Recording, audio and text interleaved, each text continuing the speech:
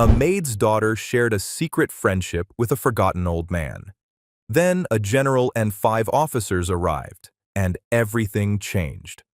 For 2 months, it was their secret ritual. Emma, a maid's quiet daughter, brought a daily cookie to the hospital's most difficult patient.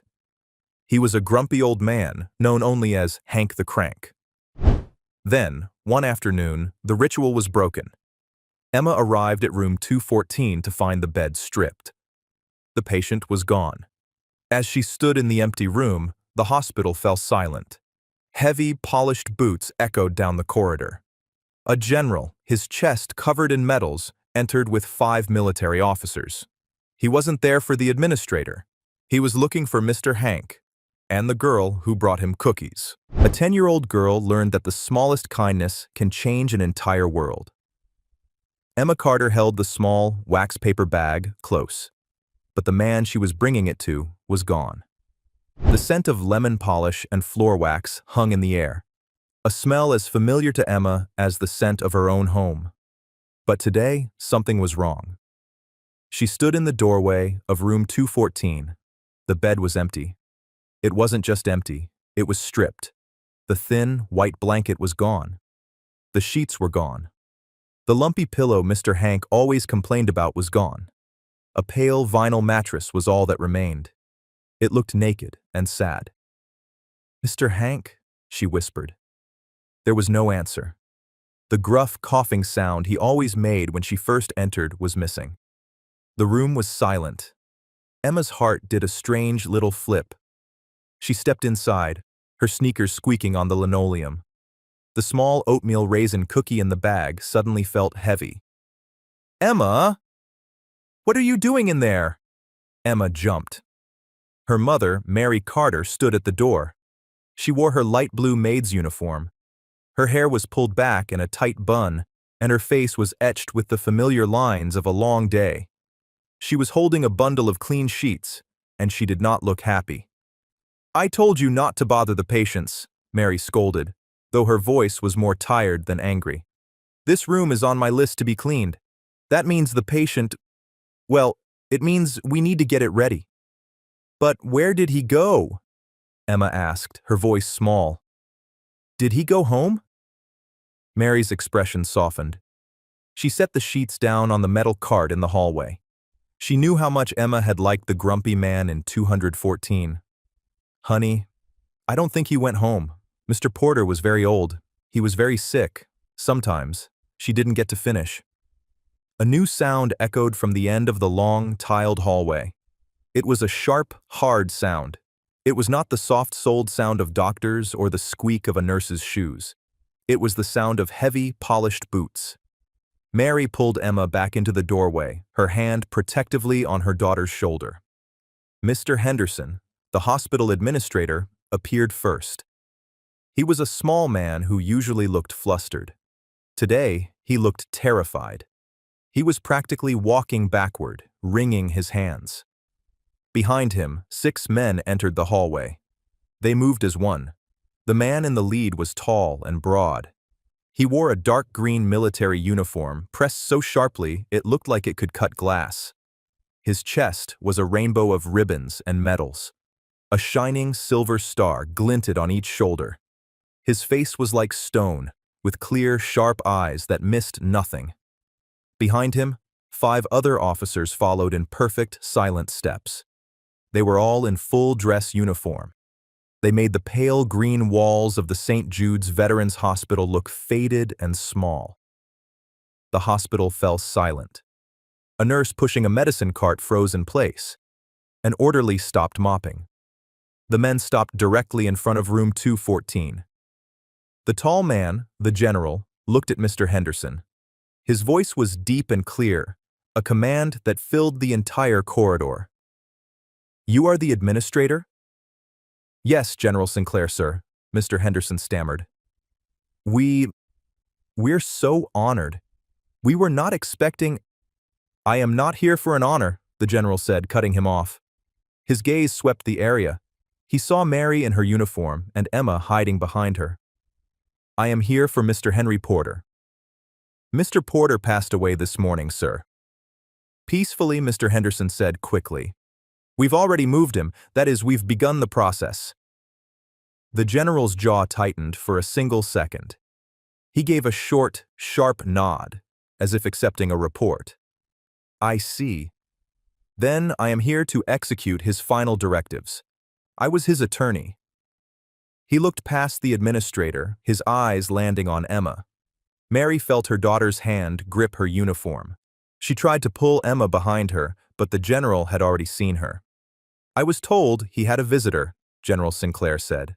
A young girl, one who brought him cookies. Mr. Henderson looked confused. Sir? I have no record of... She's just the maid's daughter. She's not supposed to be... Is this her? The general demanded. His voice was not cruel, but it was absolute. He stepped forward, and Mary Carter, a woman who cleaned floors for a living, found herself standing face to face with a two-star general. His sharp blue eyes looked down at her 10-year-old blonde-haired daughter. Young lady, he said, his voice surprisingly gentle, but still carrying the weight of command. Are you the girl who visited Henry Porter? 2 months earlier, the St. Jude's Veterans Hospital was Emma's after-school prison. It wasn't a bad place. It wasn't a gleaming, modern hospital from television. It was an old brick building that smelled of bleach, chicken soup, and something vaguely metallic. It was a place of quiet, of long hallways, and of men who looked like faded photographs. For the past year, ever since her father had left, Mary Carter had worked double shifts. She cleaned rooms at St. Jude's from 7 a.m. to 3 p.m. Then, Emma would take the bus from school and meet her. From 3:15 until 6, Emma would do her homework in the second-floor supply closet. The closet was her sanctuary. It was small, cramped, and smelled of paper towels and harsh soap. But it was hers. She sat on an overturned bucket, using a stack of folded towels as a desk. Her mother, Mary, was a good woman and a hard worker. She believed in rules. Emma had 3. Be invisible. We are lucky Mr. Henderson lets you stay. Don't make him regret it. Do not touch anything. Do not, under any circumstances, bother the patients. Emma was good at following the rules. She was a quiet girl, with pale blonde hair and watchful eyes. She observed the world. She saw the head nurse, Nurse Jacobs, who always seemed angry. Nurse Jacobs had a permanent frown and always seemed to be scolding someone. This is a hospital, not a playground, she would snap if she saw Emma in the hallway. Then there was George, the orderly. George was a large, kind man who had a habit of whistling. He would often accidentally drop a small bag of chips or an apple near the supply closet door around 4 p.m. Floor's dirty, better get that before I sweep it up, he'd mutter, never looking at her. Emma's life was about being quiet, about not being a problem. Her mother worked so hard. Mary's hands were red and raw from the cleaning chemicals. At night, Emma would watch her mother fall asleep in her armchair, too tired to even walk to her own bed. Emma knew her mother was worried about money. The whispers on the phone late at night were always about bills, the rent, the car, the past due notices. Emma's family had a history of being strong. In their small apartment, there was one picture frame that was always kept clean. It showed a young man in a uniform from a long, long time ago. That's your great-grandfather, Mary had told her once. Elias Carter. He was a hero. He fought in the big war. Emma loved that picture. He looked brave. He looked like the men in the hallways at St. Jude's, only younger. Her great-grandfather was a legend. But legends didn't pay the rent. One Tuesday, the supply closet was unbearable. A new shipment of bleach had come in, and the fumes made Emma's eyes water. She peeked her head out. Nurse Jacobs was at the far end of the hall. George was nowhere to be seen. She slipped out just to get some fresh air. She walked down the hall, trying to be invisible, practicing the wallflower trick her mother had taught her. She passed room 210. A man who always watched game shows, the volume up high. She passed room 212. A man who had no visitors and just stared at the ceiling. And then she came to room 214. She had passed it before, but the door was always closed. Today, it was open just a crack, and she heard a sound, a low, angry-sounding growl. "It's slop," a voice barked. "Absolute slop. Take it away." A young nurse's aide backed out of the room, holding a tray. Her face was bright red. He didn't like the Jell-O," the aide whispered to another nurse. "Nobody likes the Jell-O," the other nurse replied. "But Mr. Porter doesn't have to be so mean about it." Emma looked at the tray. The green Jell-O cube was untouched. So was the chicken and the mashed potatoes. She peeked through the crack in the door. Inside, an old man was sitting up in bed. He was thin, with a shock of white hair that stuck up in every direction. His face was a map of deep wrinkles, and his eyes were a fierce, sharp blue. He looked like an angry eagle. He turned his head and saw her. Emma froze. "What do you want?" he snapped. His voice was like gravel. Emma's mind went blank. All her mother's rules flew out the window. I was just—" "This isn't a zoo," he growled. "Get out. Don't need kids staring at me. Go on, scat." Emma scat. She ran back to the supply closet, her heart hammering. That night, she told her mother what happened. "That's Mr. Porter," Mary sighed, rubbing her temples. "The nurses call him Hank the Crank. He's our most difficult patient. He yells at everyone. Don't go near that room again, Emma. I mean it." But Emma couldn't forget the tray, the untouched food. The next day, she took the bus to the hospital. In her backpack, she had her math book, her spelling list, and a small wax paper bag. Inside the bag were 2 oatmeal raisin cookies from her own lunch. Her mother always packed her one, but she had saved yesterday's. She went to her closet. She waited. At 3:30, she knew Nurse Jacobs was on her break. She slipped out of the closet. She walked down the hall. Her legs felt like jelly. She was breaking the biggest rule. She stopped at room 214. The door was open a crack, just like yesterday. She listened.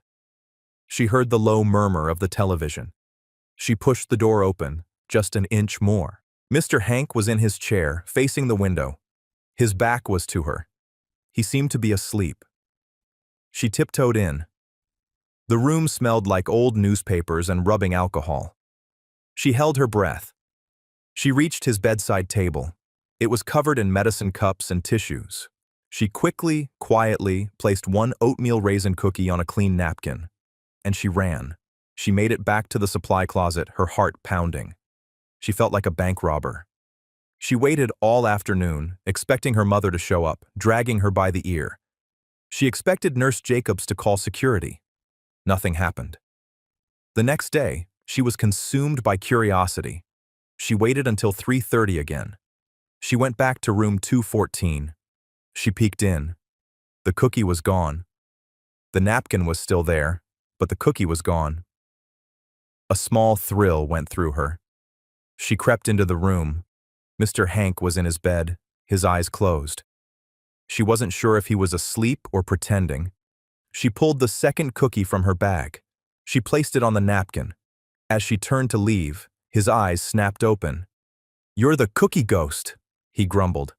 Emma froze. She was caught. I'm sorry, sir." He stared at her. His blue eyes were piercing. "Oatmeal raisin. My wife liked oatmeal raisin. I'm a chocolate chip man." "Oh," Emma said, disappointed. "I'm sorry. I only have oatmeal." He reached a shaky, spotted hand toward the table. His fingers were swollen at the knuckles. He fumbled with the cookie, his fingers seeming stiff and clumsy. He finally got it to his mouth and took a bite. He chewed for a long time. Emma stood by the door, unsure if she should run or stay. "It's dry," he said. "My mom says you're not supposed to dunk them, but I think they're better if you dunk them in milk," Emma offered. "Milk is for calves," he muttered. But he took another bite. He ate the entire cookie. "Well," he said, brushing crumbs from his thin hospital gown, "don't just stand there." "You're letting a draft in?" It was a dismissal, but it wasn't scat. Emma nodded. Yes, sir. She left. It became their secret ritual. Every day at 3:30, Emma would bring him a cookie. Sometimes it was oatmeal. Sometimes, if her mother had extra baking money, it was a chocolate chip one she bought from the cafeteria. He never, ever said, thank you. Instead, he would complain. This one's too hard. This one's too soft. Do you know how much sugar is in this? It's poison. But he always ate it. He started talking to her. Not about himself, not about the war. He would ask her about school. What are they teaching you? You learning long division? Yes, sir. Waste of time. No one uses long division. You got a calculator? What about that Nurse Jacobs? He'd ask. She's a dragon, isn't she? She's just very strict, Emma would say. Humph. She's wound too tight. Needs a cookie. Emma learned things about him in little pieces. She learned he hated the color green. He liked baseball, but only the old games. And he hated being called Henry. Name's Hank, he told her. Only doctors and tax collectors call me Henry. One day, Nurse Jacobs almost caught her. Emma was just handing Hank the cookie when the nurse's shadow fell across the doorway. Miss Carter, Nurse Jacobs said, her voice sharp. Emma froze. Hank's hand, which had been reaching for the cookie, snapped back. Your mother is looking for you. You are not to be in this room.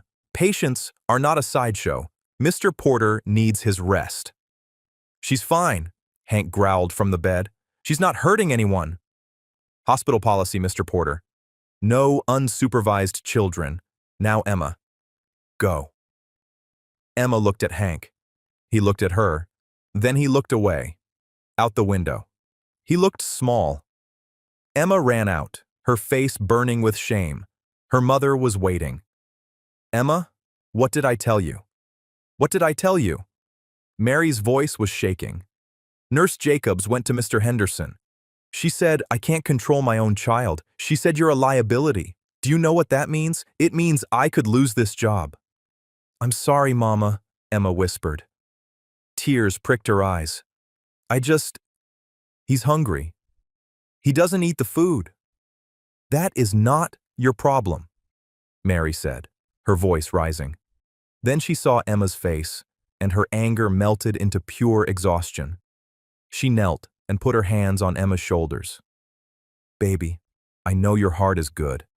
It's the best thing about you. But this world, it's not kind to people with good hearts. We can't afford trouble. We have to be invisible. Do you understand? Number. More. Cookies. The next day, 3:30 came and went. Emma stayed in her closet. She tried to do her math homework, but the numbers swam. She felt a heavy, cold feeling in her stomach. She pictured Mr. Hank staring at the door, waiting. She lasted 2 days.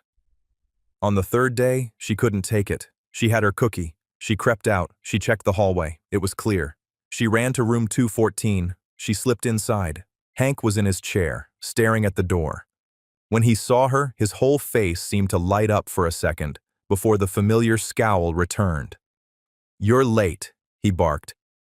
I'm sorry, she said, handing him the cookie. My mom, I got in trouble. Yeah, well, trouble is part of life. He took the cookie. His hands were shaking more than usual. He tried to lift it, but his fingers fumbled. The cookie dropped onto his lap. He cursed, a low, angry sound. He tried to pick it up again, but his swollen knuckles wouldn't cooperate. He looked defeated. Without thinking, Emma stepped forward. She picked up the cookie. Here, she said gently. She held it up to his mouth. He stared at her. His fierce, blue eyes seemed to water. He looked away, embarrassed, but he leaned forward and took a small bite. They stayed like that for a minute. This 10-year-old girl and the 84-year-old man, as she patiently held his cookie for him. When he was done, he cleared his throat. He reached to his bedside table. He fumbled in the drawer and pulled something out. He pressed it into her hand. It was a coin. It was heavy, and not like a quarter. It had a fancy design on it. Found this, he grumbled. Don't need it. Go on, take it. Uh, a trade for the cookies. Emma looked at it. It was beautiful. Thank you, Mr. Hank. Don't thank me. It's just a piece of junk. He turned to the window, and she knew she was dismissed. That was yesterday.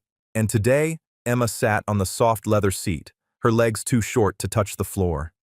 She stared at the back of the driver's head. He wore a black suit and never said a word. Her mother sat beside her, stiff as a board. Mary was nervously picking at a loose thread on her uniform.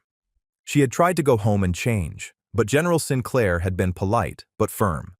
There isn't time, Mrs. Carter. We can arrange for your things later. General Sinclair sat in the seat opposite them. He was not unkind, but he was all business. He had not spoken since they got in the car. The other 5 officers were in 2 other black cars, one in front of them and one behind. It felt like they were in a parade, but a secret, scary one. Where are we going? Mary finally asked, her voice trembling. If this is about a bill, I promise, Mr. Porter never wanted for anything but we. Mrs. Carter, the general said, his voice calm and low. This is not about a bill. Please, relax. Henry. Mr. Porter was a very specific man. He made very specific, and some might say unusual, final arrangements. He looked at Emma. He told me about you, you know. Emma looked up, surprised. He did? He did. A very small smile touched the general's lips. He called you the quartermaster. The cookie ghost, Emma whispered. Yes, that too.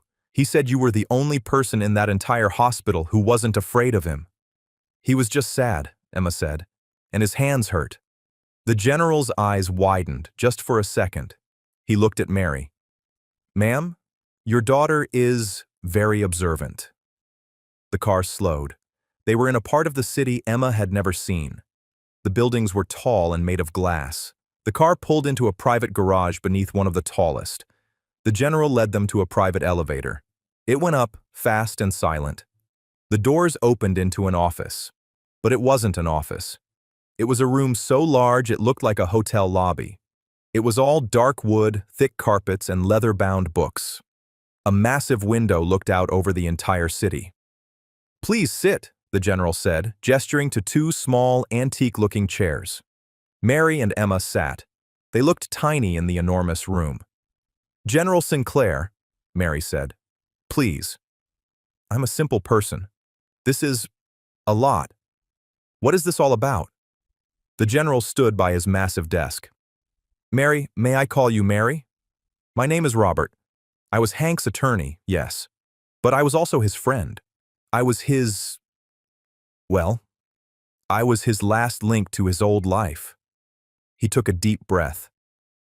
Henry Porter was not a poor man. He was not just some forgotten soldier.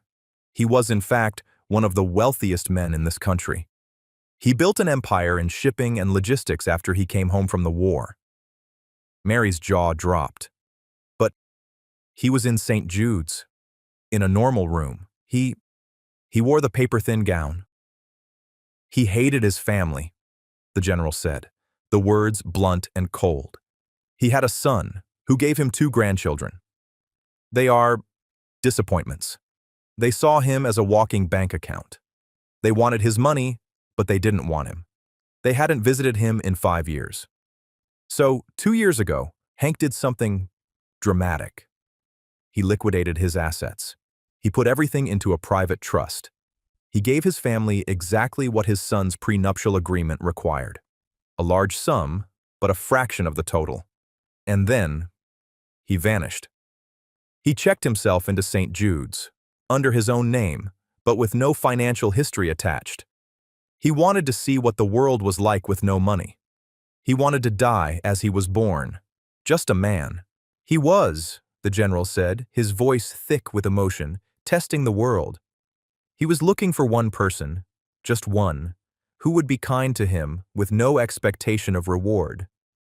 He looked at Emma. And then you, little quartermaster, you brought him a cookie. The general opened a thick, leather-bound folder on his desk. Hank was a soldier. He didn't believe in long, flowery wills. He wrote what he called after-action orders. They are simple, and they are ironclad. He pulled out a single sheet of paper. He left his family nothing more. He left me this desk, and a request to keep an eye on things. And then, he looked at Mary.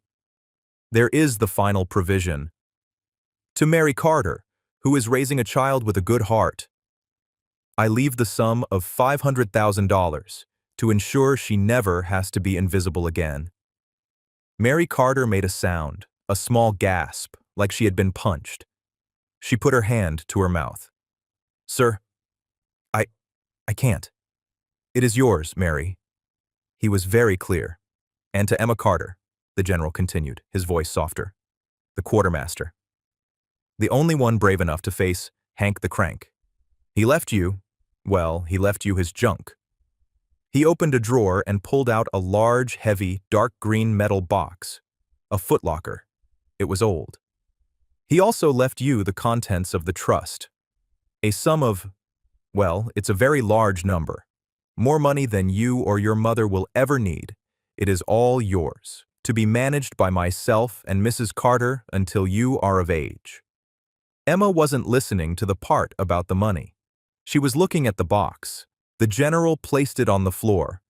This, he said, was the real inheritance. Emma slid off the chair. She knelt on the thick carpet. On the side of the box, in faded white paint, was a name. She touched the letters. E. Carter. But that's my name, Emma said. Not your name, Emma, Mary whispered, her eyes full of tears. She was staring at the box as if she'd seen a ghost.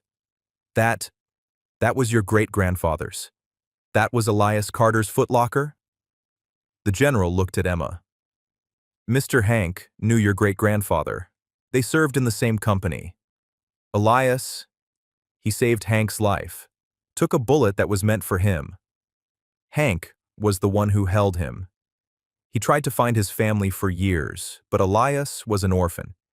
He never knew he had a family line. But he knew you, General Sinclair said to Emma. The moment he saw you, he said he knew. You have his eyes. Emma looked at the box. She looked at her mother, who was crying quiet tears of relief and understanding. She looked at the general, who was smiling. He wasn't just testing the world, Emma said, finally understanding. He was waiting. He was waiting for my mom to get a job there. He was waiting for me. He said to tell you one thing, the general said. He pulled a small folded napkin from his pocket. Emma took it. On it, in a shaky, difficult handwriting, was one word: thank you. Mary Carter's hand was pressed so tightly against her mouth that her fingers were white. Her body was trembling, a fine, low vibration. The number the general had said, $500,000, was not processing. It was a lottery number. It was a number for television. It was not a number for her, Mary Carter, a woman who measured her life in bleach bottles and bus fares. I don't understand, Mary whispered, her voice muffled by her hand. Sir, that's a mistake. I can't accept that. I didn't do anything. You did, General Sinclair said, his voice firm but kind. He did not sit. He remained standing, a pillar of strength. You did your job with dignity. You raised a daughter who has a good heart. Hank valued that more than anything. He saw you, Mary. He knew you were invisible to everyone else, and it made him angry. Emma wasn't looking at her mother. She wasn't thinking about the impossible numbers. Her eyes were fixed on the dark green metal box on the floor. E. Carter. She traced the stenciled letters. It was a name, but it felt like a mirror. My great-grandfather, she said, her voice full of wonder. He knew him. They were more than friends, the general said. He crouched down, a movement surprisingly graceful for such a large man. He tapped the heavy latch on the footlocker. May I? Emma nodded. The general worked the latch. It was stiff, but it finally sprang open with a loud clack. A smell wafted out. It was the smell of old canvas, old metal, and something faint and dry, like old paper. Mary moved closer, her own shock momentarily forgotten, her curiosity pulling her in. Inside, things were packed with military neatness. On top was a thick wool blanket. It was dark green. Emma touched it. It was rough, not soft. Beneath it, a small dark blue velvet box. General Sinclair lifted it out. "Hank told me about this." He opened it. Inside, on a bed of faded white satin, was a medal.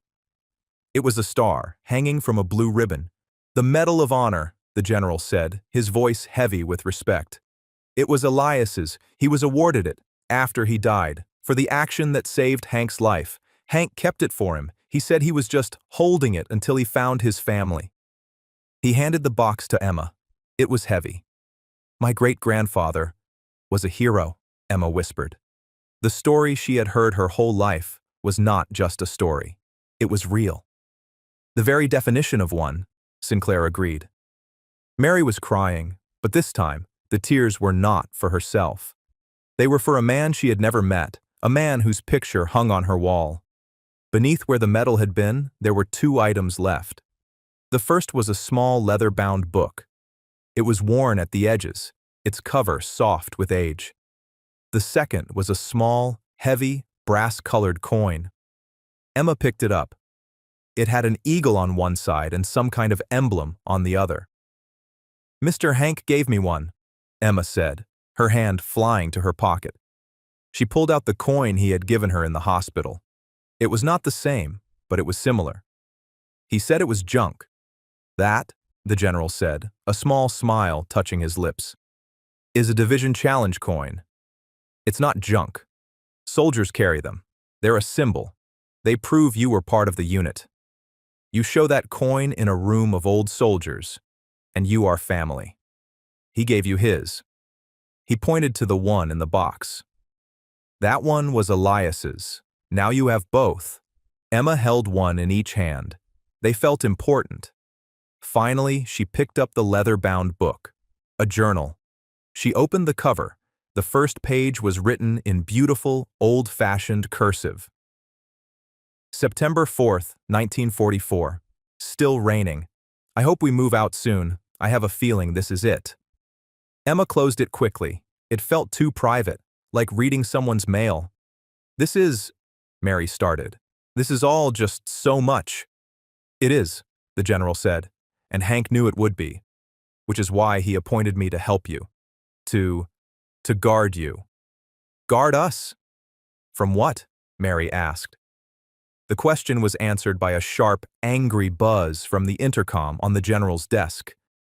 Sinclair stood up, his face hardening. He pressed the button. "Yes, Diane?" "General Sinclair, I am so sorry." His secretary's voice crackled. "Mr. Porter Jr. is here, and Miss Brenda, and their attorney. They're not listening. They're coming in." "It's all right, Diane," the general said, his voice dropping an octave back into the sound of command. He let go of the button and looked at Mary. "From them." The grand wooden doors of the office burst open. A man in his late 60s, with a soft pink face and a very expensive-looking but poorly fitted suit, strode in. He looked like Hank, but all the hard edges had been sanded off, leaving just a pout. This was Henry Hank Porter Jr. Behind him was a woman in her 30s. She was tall, thin, and wore a black dress that looked like it cost more than Mary's car. Her hair was pulled back so tightly it seemed to hurt. Her eyes, unlike her father's, were sharp and cold. This was Brenda Porter, the granddaughter. And behind them, holding a briefcase, was a man who looked like a hawk.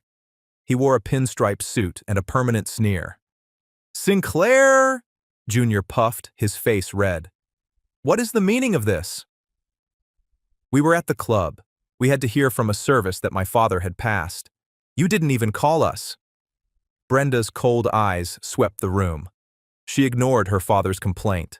She saw Mary in her blue Maid's uniform, and Emma a small girl on the floor next to an open footlocker. Her eyes narrowed. "General," Brenda said, her voice like ice, "why is the help here? And why are they touching my grandfather's things?" Mary stood up, her hands twisting in the fabric of her uniform. She automatically tried to move behind the general, to become invisible. The general did not move. He seemed to grow larger. "Mr. Porter, Miss Porter, Mr. Graves," he said, nodding to the lawyer. "Your father and grandfather's passing was this morning. My first duty was to execute his final directives." "His directive?" Brenda snapped. "His directive was to call his family. His only family." "On the contrary," the general said, his voice flat. "His explicit directive was to ensure you were not the first to be called. He did not want you at the hospital." Junior looked like he'd been slapped. "He was senile." "He must have been. I'm his son. His son." "That is a matter of opinion," the general said. "It's a matter of fact." The hawk-faced lawyer, Graves, spoke up. He stepped forward. "General Sinclair, we have just been informed of the will's primary provisions. This is a farce. A man in a charity hospital disinheriting his own blood? It screams mental incompetence. It reeks of undue influence." He stared with open contempt at Mary. "We are here to inform you that we are contesting. We will be freezing all assets, pending a full mental evaluation of the deceased, and we will be deposing everyone involved." The threat was clear. It was aimed directly at Mary. "I didn't," Mary began, her voice a small squeak. My daughter." "Your daughter," Brenda said, stepping forward. Her eyes were full of venom. "Yes, let's talk about her. How very convenient. My grandfather, a billionaire, suddenly befriends a maid's child. How much did you pay her to cry at his bedside? How many cookies did you force-feed that old man?" "I didn't," Emma cried out. She was on her feet now. The medal was still in her hand. "He was my friend." He hated the Jell-O. "Be quiet, child," Junior snapped, waving his hand. "This is grown-up business." "You be quiet?" Emma shouted. The sudden force of her voice shocked everyone. Even the general looked at her with new respect. Emma was not a lawyer, she was not rich, but she was 10, and her moral compass was simple. These people were bad. They were the bullies. "You're the disappointments," she said, her voice ringing in the silent, expensive office. Junior's mouth fell open. Brenda's face turned from cold to white-hot rage. "He said so," Emma went on, pointing a finger at them. "He said you only wanted his money. He said you never visited. He was right. You didn't. I was there. He was all alone. He was just sad. And his hands hurt. But you didn't know that. You weren't there." She stood her ground, a small girl in a simple dress, holding a Medal of Honor in one hand and a challenge coin in the other. Brenda looked at Emma, then at the footlocker. She saw the journal. She saw the medal. And a new, terrifying look of calculation entered her eyes. "So," she said to Graves, "this is their play. They've invented a long-lost army buddy connection. How touching. How pathetic." "Elias Carter was not pathetic," the general said, his voice suddenly a low growl. "He was a hero. A man your family will never be fit to stand beside." "We'll see about that," Graves sneered. "A court will find this all very suspicious. A 10-year-old girl inherits a billion-dollar trust? I think not. We'll have this child on a stand. We'll have her mother's life examined. Every dollar she's ever earned. Every bill she's ever been late on. By the time we are done, they will wish they had never heard the name Henry Porter." Mary was pale. She looked like she was going to be sick. This was her worst nightmare. This was the trouble she had spent her life trying to avoid. "General," she whispered, "please, give them the money. I don't want it. I don't want any of this. I just want to take my daughter and go home." "No," Emma said. She walked over and took her mother's hand. "No, Mama. Mr. Hank wanted us to have it. He was trading us for the cookies." Brenda let out a laugh. It was a sharp, ugly sound.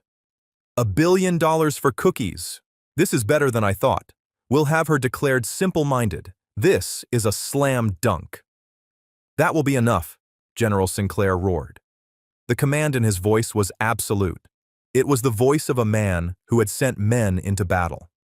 The Porters and their lawyer fell silent. "Mr. Graves, you will file your motions, and I will file my responses. But you will not threaten my clients. You will not threaten a 10-year-old child in my office." He pointed to Mary and Emma. "These two people are the primary beneficiaries of Henry Porter's estate. As such, they are my sole focus. Hank, my client, was aware you would do this. He was not a foolish man. He was, in fact, prepared." He looked at the leather journal in Emma's hand. "That journal?" Brenda scoffed. "A dead man's diary from 1944? It's meaningless." "You are mistaken," the general said. "Hank was a meticulous man. He knew a contest was coming. He knew you would claim he was senile. He knew you would claim undue influence. So he prepared a defense." He looked at Emma. "Emma, look at the journal again. The other one." Emma looked confused. "There's just... Oh." Tucked inside the leather cover of the old journal was another book. A simple, spiral-bound, cheap notebook, the kind Emma used for school. She pulled it out. "That," the general said, "is Hank's journal. The one he was writing in St. Jude's." He looked at Brenda. "It's his own deposition. A daily record. He wrote down every single day he was in that hospital. What he ate, which nurse was on duty, what he watched on television, and, most importantly, who visited him." The general walked to his desk. "He had it notarized. Every single week. By a private notary I sent in. It's a legal document, a 2-year-long record of his sound mind and of your absolute, total abandonment. That is the arsenal, as he called it. That is what we will present in court." Brenda Porter's face was a mask of hate. She had no response. "Now," the general said, "this meeting is over. Security will show you out." The drive from the general's office was silent. Mary and Emma sat in the back of the black town car. Mary was still shaking. Emma was holding the footlocker on her lap. "I'm sorry, Mama," Emma said. "Sorry? For what, baby?" "For getting us in trouble. For the money." Mary looked at her daughter. She saw the Medal of Honor. She saw the challenge coins. She saw the journals. And she felt a new strength, a strength she didn't know she had. It was the strength Elias Carter must have had. It was the strength Hank had. "Don't you be sorry," Mary said. She took her daughter's hand. "You did nothing wrong. You were kind. And those people are angry because they don't know how to be kind." The car was not going to their apartment. Mary knew the way. This was a different direction. "General, where are we going?" she asked. "One last thing," the general said from the front seat. "Hank's final provision. He knew they would try to find you. He knew your apartment was not safe. He wanted you to be secure." The car turned onto a quiet, tree-lined street. The houses were not mansions. They were simple, brick-and-wood, single-family homes, the kind with small, neat lawns and flower beds. The car pulled into the driveway of a small, clean, white house. It had a bright blue door and a small porch. "This," the general said, "is your new home. It's paid for. The utilities are on. The pantry is stocked. Hank owned this property for 30 years. He said it was his quiet place. He left it to you. He wanted you to be safe while the war commenced." Mary looked at the house. It was the first home she had ever owned. She began to cry, but this time it was a different kind of tears. It was the tears of a dam breaking, a dam of fear, of rent payments, of late notices, of being invisible. It all washed away.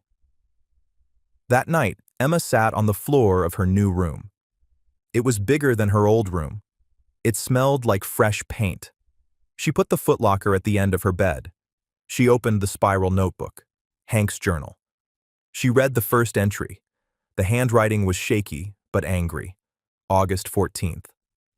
The new place is as bad as I'd hoped. The jello is a crime against humanity. The walls are pale green. I hate green. No one has visited. Good. She turned the page. August 15th, still no one. The son, Junior, has not called. Brenda has not called. They don't know I'm here. They just know the money is gone. That's all it took. 2 days. Good. She skipped ahead, pages and pages of the same thing.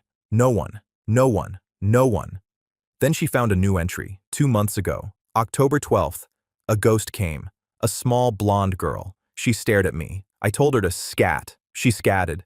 The next day, October 13th, the ghost came back. She left a cookie, oatmeal raisin, dry, but it was something. Emma smiled. She kept reading. She had her friend's voice back, and she knew, holding that book, that they were going to be okay. The weeks that followed were quiet, but not peaceful.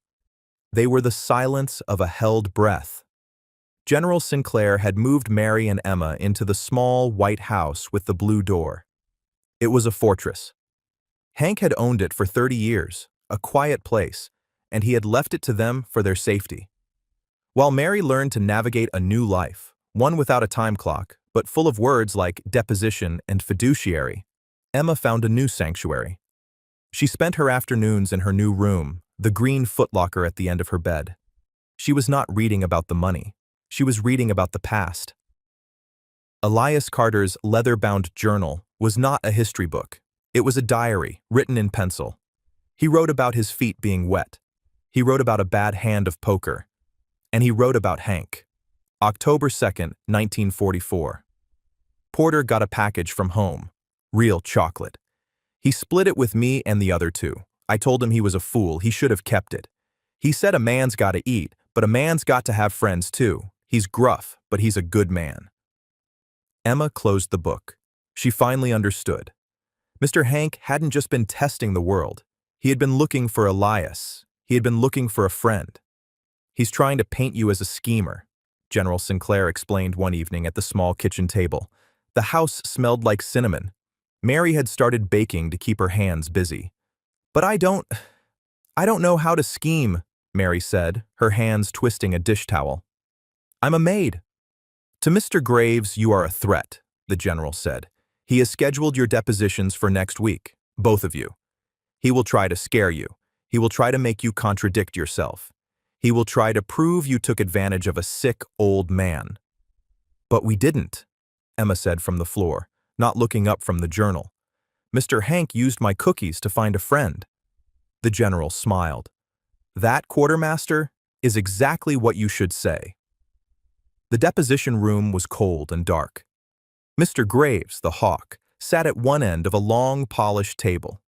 A stenographer sat beside him. Brenda and Junior were there, sitting against the wall like a bitter audience. Mary sat opposite Graves, with General Sinclair at her side. Her hands were trembling. Mrs. Carter, Graves began, his voice slick. Let's be clear. You worked as a maid. Did you make a habit of fraternizing with the patients? I would say hello. Just hello? Graves smiled. Or did you seek out wealthy patients?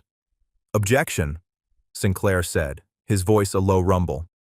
The patient's financial status was not public knowledge. Noted, Graves sneered. Mrs. Carter, when did you first discover Mr. Porter was wealthy? In your office, Mary said, her voice small. After he was gone. I just thought he was a sad old man. A sad old man, Graves repeated, whom you instructed your daughter to visit. A 10-year-old girl? No! I told her not to. It was against the rules. Ah! Graves slapped the table. Mary jumped. So she was defying the rules. How convenient. The daughter sneaks in to see the lonely billionaire. Did you practice this story, Mrs. Carter? It's not a story. It's the truth. The truth, Graves scoffed. The truth is, you were drowning in debt. Did you find out about his son, his granddaughter? Did you realize how disappointed he was in them? Did you see your opening? No, I was just cleaning. Yes, you were. Graves looked at her with contempt. We're done. Send in the child. Mary felt sick, but the general put a hand on her arm. You did fine, Mary. You told the truth. Emma came in. She was not afraid. She sat in the big chair, her feet not touching the floor. Hello, Emma, Graves said, his voice suddenly thick and sweet. My name is Mr. Graves. I'm just here to ask about your friend, Mr. Hank. Emma nodded. You brought him cookies. Did your mommy tell you to bring them? No, sir. She told me not to. She was scared of Nurse Jacobs. Graves's smile faltered. Oh, but you did it anyway. Why? Because he was hungry, Emma said, as if it were the most obvious thing in the world. He said the jello was slop, so I brought him a cookie. And did he promise you things? Graves leaned in. Did he promise you money? A new house? Emma looked at him, confused. No, why would he do that? He's not a bank. He was just Mr. Hank. But he gave you a coin, Graves pounced. A heavy gold-looking coin. It's not gold, Emma said. It's a challenge coin. He traded it to me for the cookies. He traded you. Graves looked at the stenographer. So you made a deal. You gave him cookies. He gave you… What? A promise? Objection, Sinclair said. He's twisting the child's words. I'm just trying to understand this trade. He said… Emma's voice was clear and steady. He said I was the quartermaster. And he said he found his family.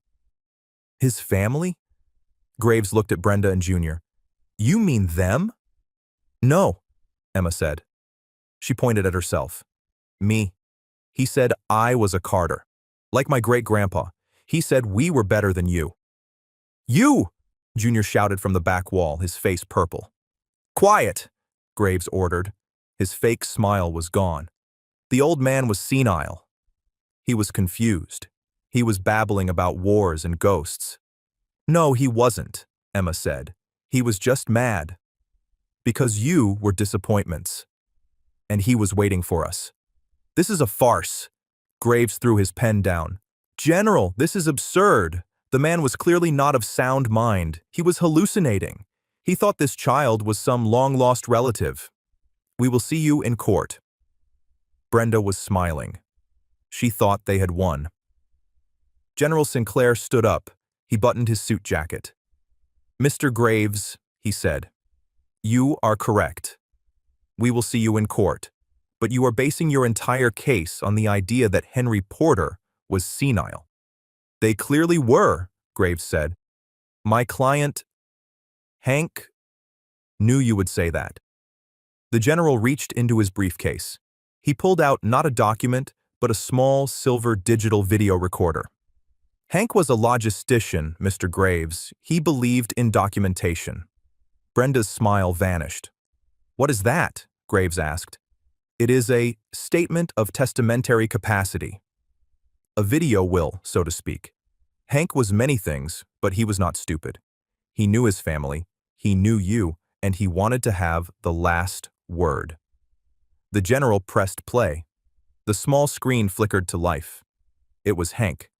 He was in his bed, room 214. He was in the thin paper gown. He looked tired, but his eyes were fierce, blue, and sharp as glass. My name is Henry Hank Porter, he barked, his voice the familiar growl. It is October 28th. I am in full command of my faculties. My mind is clear. He coughed. To my son, Junior, and my granddaughter, Brenda. If you are watching this, it means you are contesting my will. It means I am dead. And it means you are proving my point, you greedy, lazy disappointments. Junior made a small, strangled sound. I am of sound mind, Hank continued. I am not being unduly influenced by anyone. I am making a choice. I have spent the last 2 years testing the world, and the world failed. Until the quartermaster showed up. He looked away from the camera as if someone was in the room. He smiled. A real, actual smile. "No," he said, "I'm not a chocolate chip man. I just said that to make you come back." He looked back at the camera, his face hard again. "The money is mine. The legacy is mine. I am giving the money to Mary Carter, who deserved a better life. I am giving the trust to Emma Carter, who is the only person to show me kindness in a decade. She is a Carter. She is Elias's blood. And she is better than all of you." The video clicked off. The room was silent. Mr. Graves was pale. His entire case, his entire argument of senility, had just been blown apart by Hank Porter himself. Brenda stood up. Her face was a mask of pure, cold hatred. She walked out of the room. Junior stumbled after her. Mr. Graves began, very slowly, to pack his briefcase. "General," he said, his voice a dry croak, We may be open to a settlement." "No," the general said. "We will not. We will see you in court. We will honor Mr. Porter's final wish, which is to see you get exactly what he left you. Nothing." The new wing of the St. Jude's Veterans Hospital was dedicated 6 months later. It was not called the Porter Wing. It was called the Carter-Porter Friendship Wing. The walls were no longer a faded, sick green. They were a warm, bright yellow. The jello was gone, replaced by a real chef. The nurses, including Nurse Jacobs, had new equipment and a scholarship fund for their children. Mary Carter stood at the podium. She wore a simple blue dress. She was on the board of directors. She was nervous, but she did not tremble. "My name is Mary Carter," she said. "I used to work here. My job was to clean these floors. My job was to be invisible." She looked at the crowd. She saw George, the orderly, smiling. She saw General Sinclair standing tall. "A man I knew," she continued. "A man named Hank. He saw me. He saw my daughter. He taught us that kindness is not a weakness. This wing is not about money. It is about a trade, a cookie for a friendship. Today, we open this wing to honor him and to honor every veteran here, to let you know, we see you." Later, Emma sat in what used to be room 214. It was not a patient room anymore. It was a library, filled with comfortable chairs and good books. The green footlocker, Elias Carter's, was in the corner, a permanent part of the room. She was reading from the old leather journal, and George, the orderly, was sitting across from her. "Listen to this one, George," she said. "October 10th, 1944. My feet are soaked, but Porter, Hank, he found a dry pair of socks for me. He just showed up with them. He said, 'Don't get emotional. He's a good man.'" George smiled. "He sounds like a crank." "He was," Emma smiled back. "But he was our crank." She looked at the wall, where a new, small brass plaque was placed. It didn't mention money or billionaires. It just said, "In memory of Hank and Elias, friends." And that's where we'll end the story of Emma, her mother, and Hank the Crank. I hope it gave you a chance to step out of the everyday and just drift for a bit, reminding us all how a simple act of kindness, like a single cookie, can change a life. I'd love to know what you were doing while listening, maybe taking a break from work or just settling in for a calm evening. Drop a line in the comments. I really do read them all. What was your favorite part? And if you want to make sure we cross paths again, hitting like and subscribing makes a huge difference. Thanks for listening, and we'll see you next time.